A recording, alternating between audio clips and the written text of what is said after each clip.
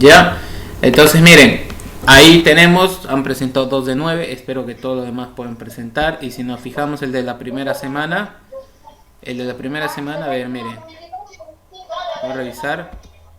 El de la primera semana, vamos a ver si de ahí Madisabeth no presentó. Madisabeth, ¿ve? Ya tiene, díganle a Madisabeth, con este ya tiene 2 strikes.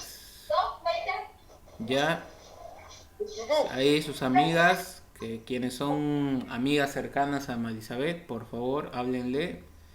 No presenta la tarea de esta semana, ya tiene 2 strikes y tiene 0. ¿Ya? Yo quiero decirles algo, por si acaso si alguien se aferra y porque el ministro dijo que eh, va a pasar, sí, con 51, pero 51 puntos que no merezca. Y eso va a quedar de por vida. Y un día esos alumnos tendrán que decirle a sus hijos, pasé de año sin merecerlo. Y va a quedar como una mancha en su historial de por vida. De por vida. Esas cosas no se borran, quedan ahí marcadas para siempre. Así que es mejor esforzarse y tener algo que sea de uno mismo. Y que le corresponda a uno y sea de su esfuerzo. ¿Ok? Ahora sí, ¿cuántos estamos? Estamos 7. Está Álvaro, está Fanny, está Leila, está Jade, está Marisabel, está Noemí. Ya. Vamos a empezar ahora sí la clase. Nos quedamos, ¿se acuerdan en qué parte nos quedamos?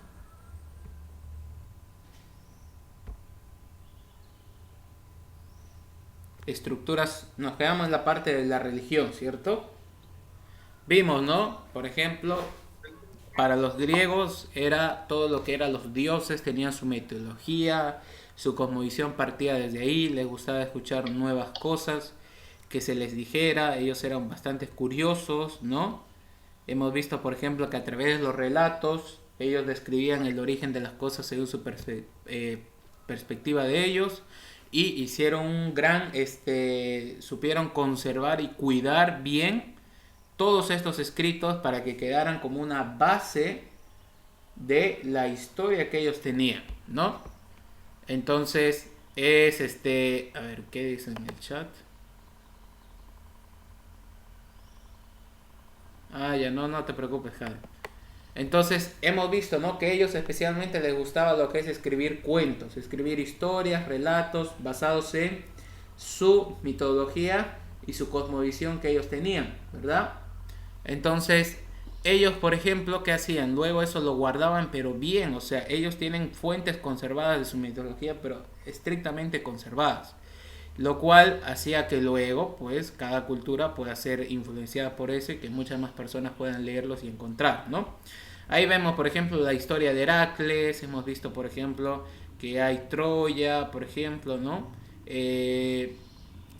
Por ejemplo, los monstruos, diamones, ninfas, sátiros, centauros, hemos visto en la religión que ellos tienen la mitología, que es, por ejemplo, de todos los dioses, diosas que ellos han tenido, los cuales ellos, por ejemplo, surgen en el Olimpo, que eran 12 dioses olímpicos, ¿no? Y ahí vienen los nombres, hemos visto cada uno de ellos a qué le corresponde o qué hace, ¿no?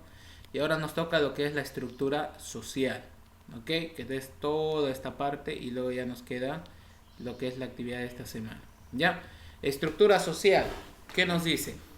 Solamente los hombres nativos y libres que eran dueños de tierras podían ser ciudadanos y gozar de la protección entera de la ley en una ciudad-estado. Después, Pericles introdujo excepciones de restricción sobre los nativos. En la mayoría de las ciudades-estados, la gente que tenía importancia social no gozaba de ningún derecho especial. A diferencia de Roma, por ejemplo, ¿no? Entonces, que dice, la mayoría de las ciudades-estados, la gente que tenía importancia social no gozaba de ningún derecho especial, a diferencia de Roma, por ejemplo, ¿no? Porque en Roma ser ciudadano romano era lo máximo, ¿no? Y tenía muchos beneficios.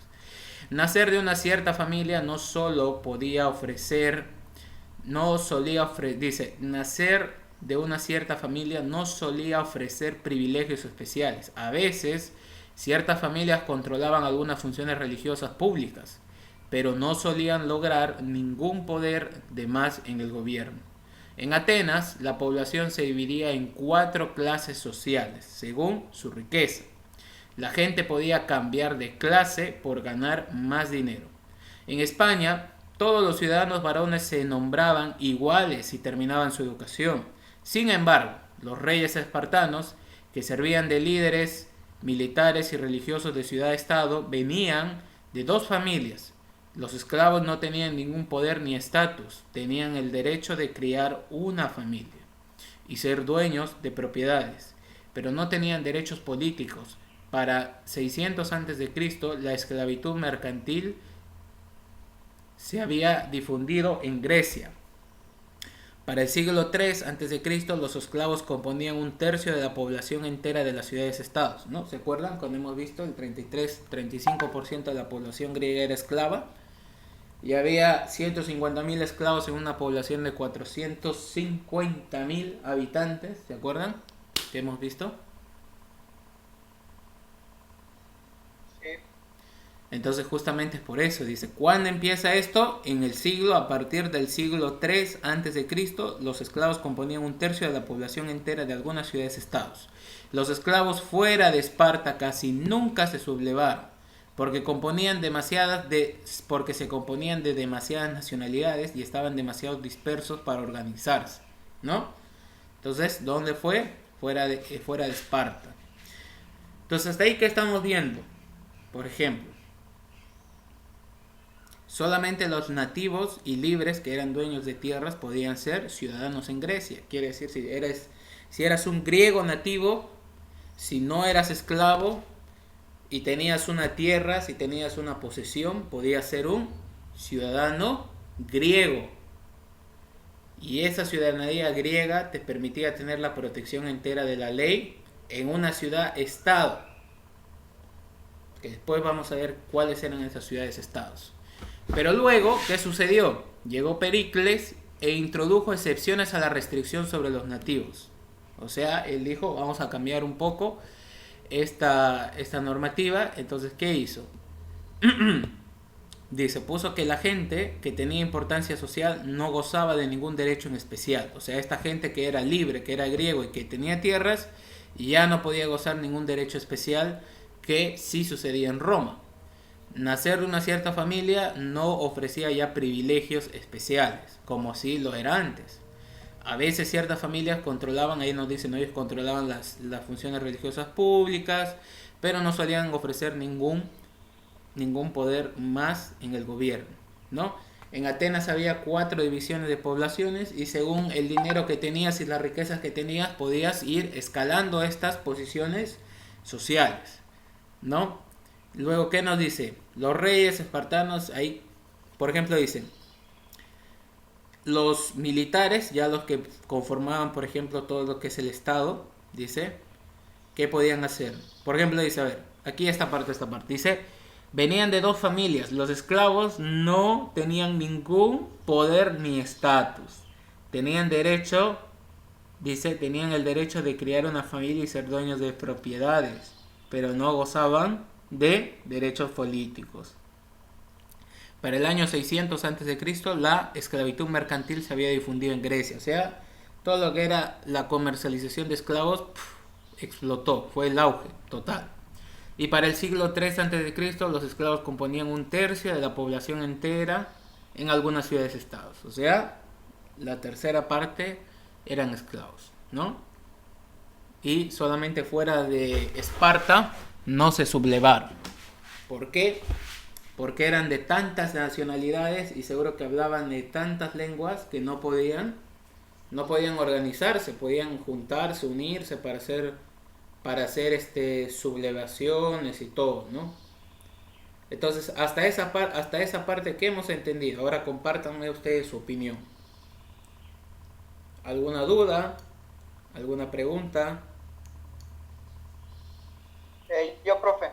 Dale. En la parte donde dice, como griego, no entendí esa parte donde te da el Estado, no sé, esa parte no he entendido. ¿Qué parte?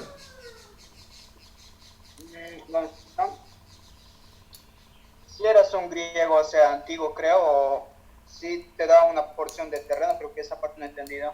Ah, ya.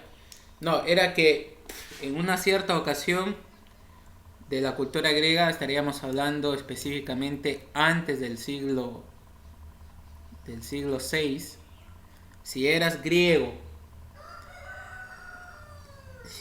nativo, nacido en Grecia, no eras esclavo y tenías propiedades, o sea, tenías terrenos, territorios, ¿qué sucedía? Podías ser un ciudadano y gozar de toda la protección de la ley. Eso era el principio. Pero cuando llegó Pericles, ¿qué sucedió? Cambió eso él ya eliminó eso. Él lo eliminó, ya no puso que la gente pueda ser tenga ciertos privilegios por ser ciudadanos griegos, ¿no? Entonces ya no había derechos especiales. Claro que sí se mantenía lo que era la división por clases sociales. Según el dinero que tenías ibas escalando, ¿no? Y había ciertas familias que sí tenían un control en los servicios públicos religiosos, pero no eran todos. Y de ahí depende, claro, si cada uno sacaba un provecho, ¿no? ¿Alguien más tiene una pregunta, una duda?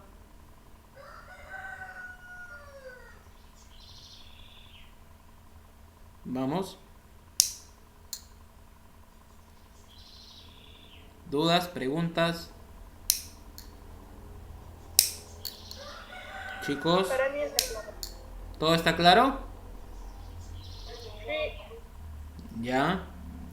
¿Nadie más? Por ahí, Maribel, Bruno, Jade.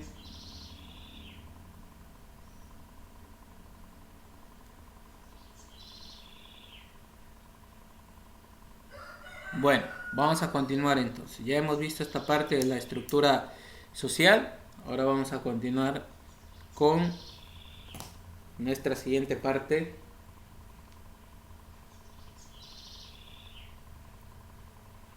Del tema. ¿Ok? La mayoría de las familias tenían esclavos como sirvientes domésticos y peones. Y aún algunas familias pobres podían tener unos pocos esclavos. Entonces, ¿qué quiere decir? Que la esclavitud en Grecia no era un lujo que se lo podía dar una familia adinerada, sino que era hasta una persona pobre podía tener esclavos. Pero sobre todo yo creo que lo que había era quizás este pensamiento de decir, ¿para qué pagar un obrero? Mejor pagar un esclavo. Si nosotros revisamos el precio, ¿no? Costaba un esclavo, costaba el trabajo de un obrero de un año. Pero de repente el esclavo podría trabajar 3, 4, 5, 10 años y era algo totalmente un negocio para los dueños, ¿no? Entonces por eso es que se aumenta la esclavitud, que llega a ese punto que dice las personas ricas, personas bien posesionadas, ¿no? Tenían esclavos como sus sirvientes domésticos y peones en el campo y en la casa, esclavos, esclavas que trabajaban para ellos. Pero aún así las familias pobres podían tener unos pocos esclavos, y todavía nos habla de unos pocos. ¿Qué quiere decir? Que una familia adinerada tenía varios, tenía de repente la nana, la cocinera, la que hace la limpieza, la que lava, y los peones en el campo que siembran, que cosechan, que trabajan aquí por allá, o sea, hartos esclavos. Y una persona pobre tenía pocos esclavos. Dice, no se permitía que los dueños pegaran o maltrataran a sus esclavos. Nos acordamos, ¿no? Que había muchos amos, por decir así, que eran benévolos, ¿no? Dice, trataban bien a sus esclavos. Claro que no les otorgaban la libertad, pero les trataban bien. Pero había otros que no eran nada benévolos también con ellos. Pero aquí dice que bajo la normativa no se permitía que los dueños pegaran o mataran a sus esclavos. Los dueños muchas veces prometían a sus esclavos liberarlos en el futuro para animarlos a trabajar duro, ¿no? De repente le decían, mira, he pagado, digamos, un año entero de trabajo para ti. Entonces, ¿qué quiero que hagas? Trabaja 3, 4 años y te voy a liberar cuando llegue ese tiempo, ¿no? A tal tiempo, a tal fecha que cumpla, vas a ser liberado. Entonces, hacían, dice, muchas veces prometían a sus esclavos liberarlos en el futuro para animarlos a trabajar duro. O sea, que den lo máximo, que produzcan tanto al dueño para que él agarre y diga, bueno, excelente, toma tu carta de libertad y vete. Pero, a diferencia de Roma, dice, porque en Roma los libertos, esclavos liberados, no se convertían en ciudadanos en su lugar, se mezclaban con la población de los métecos. ¿Qué quiere decir? Que en Grecia, ya con toda esta reforma que se hizo, ¿qué sucedía? Que el esclavo, cuando era liberado, pasaba a ser un ciudadano, ya con derechos griegos, porque ya era una persona libre. ¿Se acuerdan? Que teníamos que ver que una de las condiciones eran que ellos no tenían que ser esclavos, ¿no? Entonces, a diferencia de Roma, dice, porque si en Roma un esclavo era liberado, ¿qué pasaba? Tenía que juntarse, dice, con los métecos, que incluían la gente de países extranjeros o de otras ciudades-estados que oficialmente se les dejaba vivir en el estado.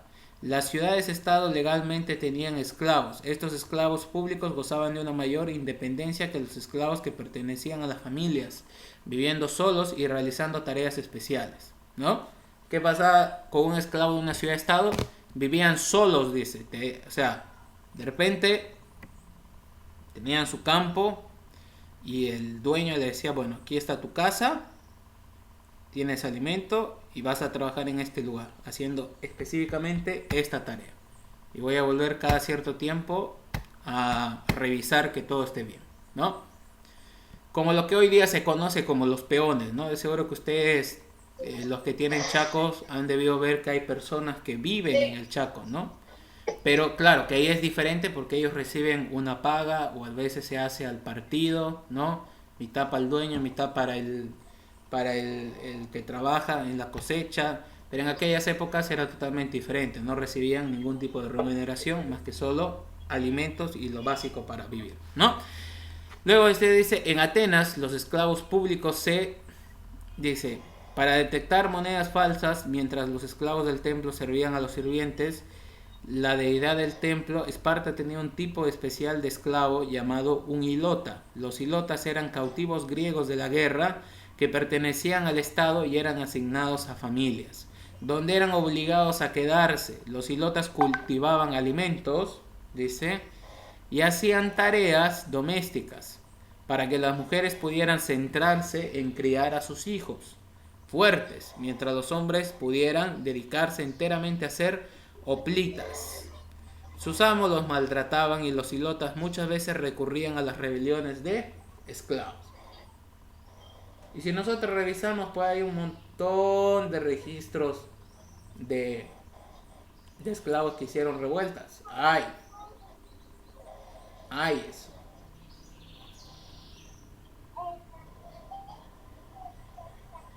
¿Quieres? Entonces, ¿qué vamos a... ¿Qué hemos aprendido hasta ahí?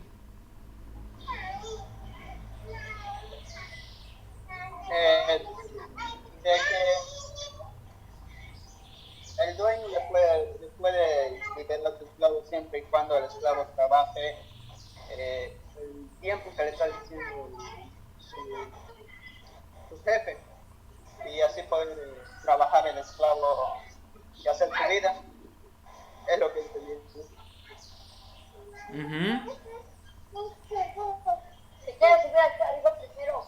Entonces, eso es lo que nosotros vemos, la realidad de cómo ellos vivían, ¿no? Eso ya no... Jade, tu micrófono... Si no te bajo, ya, te bajo. Así no. Así no. Jade, tu micrófono...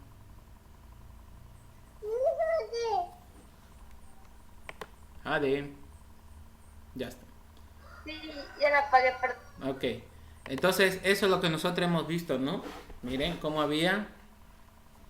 Dice, algunos eran sirvientes, otros peones, algunos vivían en el campo solos, otros, por ejemplo, eran llevados los hilotas. ¿Qué quiere decir? Que dentro de los esclavos, los que más sufrían eran los hilotas. ¿Quiénes eran los hilotas? Hemos visto que eran cautivos griegos de la guerra que pertenecían al Estado y eran asignados a familias. ¿Qué quiere decir? Eran prisioneros de guerra, porque digamos batallaban y el que perdía se capturaba prisionero, a los otros se lo llevaba, ¿no? Solo que había un problema, claro, a estos ser hombres quizá de guerra, de lucha, y los amos los maltrataban, entonces ellos se rebelaban y arrasaban con todo, ¿no? Eso es lo que nosotros hemos estado viendo. Ahora quiero sus opiniones de ustedes. Vamos, ¿qué piensan? ¿Alguna duda? ¿Alguna sugerencia? Vamos, opinen, opinen. El que no opina es porque está durmiendo. A ver, vamos a ver. Ya. Ya que no quieren hablar, yo voy a empezar. Noemí, te escucho. ¿Qué has entendido? ¿Qué has aprendido de esto? Vamos. Noemí. Noemí. Noemí. Noemí. Noemí está durmiendo. Vamos, Marisabel. Maribel.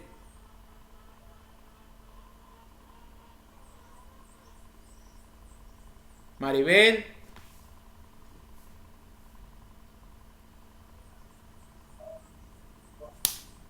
Maribel. Está durmiendo Maribel igual. Leila. Sí, profe. Vamos.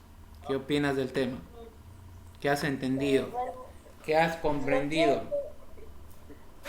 bueno, acerca de este tema, lo que he entendido es que trata más acerca de esclavos, que no solo las familias ricas tenían esclavos, algunas familias pobres no tenían, pero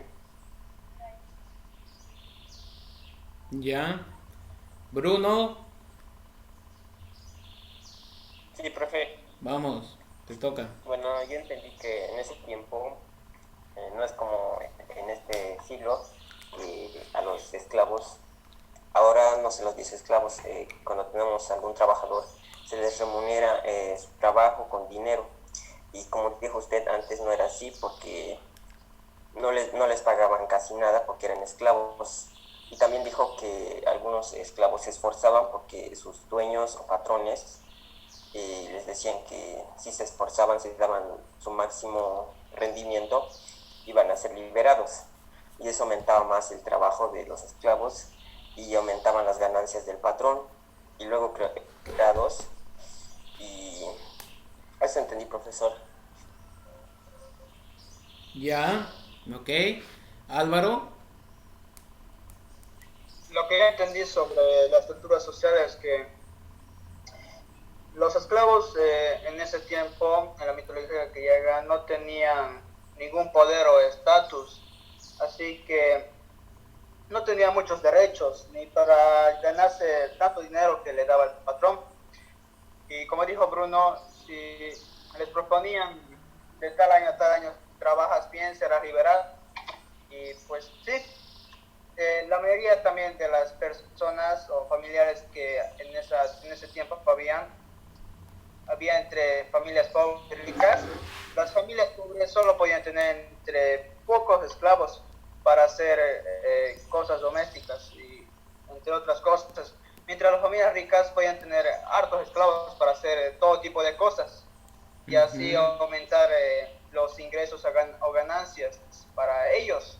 Y también que, como dijo usted sobre los ciudadanos nativos o tipos de esta región, tenían ciertas protecciones tanto de la ciudad como del estado. Y sí, he entendido eso. Ok. Vamos con Fanny. Fanny. Yo entendí que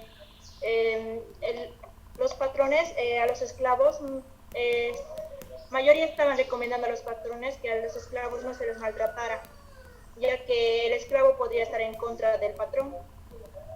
Y también entendí que las familias pobres podían tener esclavos, pero una menor cantidad. Y los que tenían plata, ellos podían tener muchos esclavos. Y eso. Ok, Jade. pues Yo entendí, o sea, lo que todos entendieron de fue como una esclavitud, pero también otros lo hacían por conveniencia, porque no los traicionen los esclavos y otros por ganar dinero y maltrataban. Y eso, así que entienden lo mismo que todos de la esclavitud, de que la gran mayoría no pagaba antes con dinero, sino con comida o con algo. Ya. Y finalizamos con Joseph.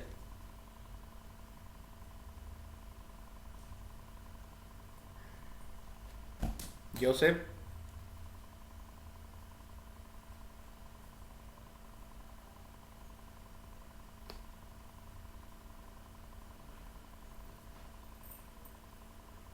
Joseph.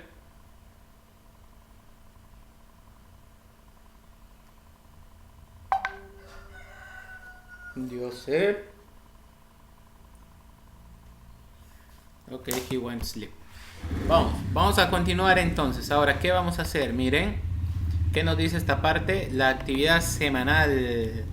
Pues, ¿qué es? Hacer un pequeño resumen, corto, un resumen chiquito de lo que es la estructura social, ¿ya?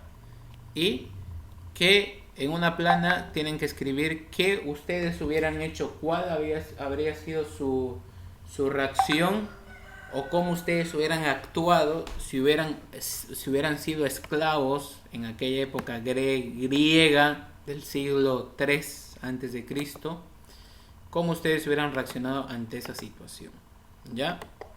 Y voy a crear... ¿Resumen de qué, profe? Por eso, el resumen va a ser de esta partecita, que es estructura social. Pero sobre todo puntos específicos. Si quieren pueden hacer como mapa conceptual también. Algo así corto. Algo sencillo. Algo que no les cause estrés o que sea muy tedioso para ustedes poder hacer. ¿Ok? Entonces ustedes lo pueden hacer. ¿Ya? Pero profe, yo ya tengo en mi cuaderno eso. Ok, entonces Ya le mandé igual. excelente. Eso después para la otra actividad lo reenvías de nuevo. No hay problema. Ya, entonces voy a crear con ustedes lo que es la actividad de Classroom para que ustedes lo vean. Después nadie diga no sabía, no me dijeron, etcétera, etcétera. ¿Ok? Entonces vamos a crear otro, actividad semanal 3 sería. Ya deberíamos ir la 4, pero no pasamos una semana de clases por el feriado. Entonces sería... Profe, una preguntita. Dime.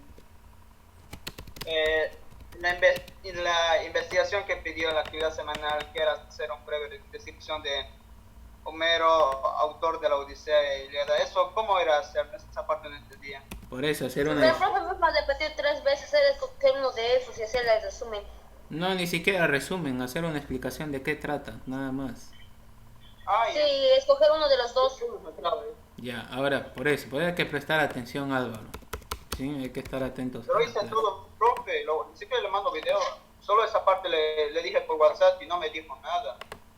No te dije nada, bueno, quizás se me pasó también. Ya, el detalle es que miren, yo esto he dicho en la anterior clase y vos has estado presente. Ya, ahora le voy a reducir hasta las 11 nomás. 27.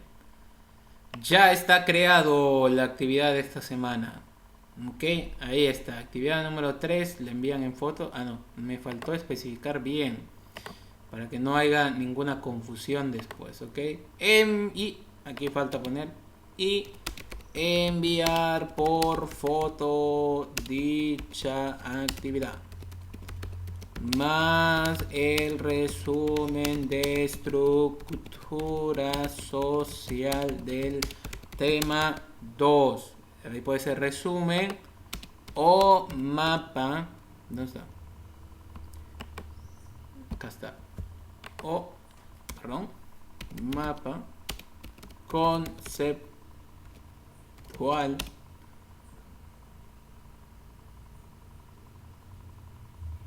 ok, ahí está, ya.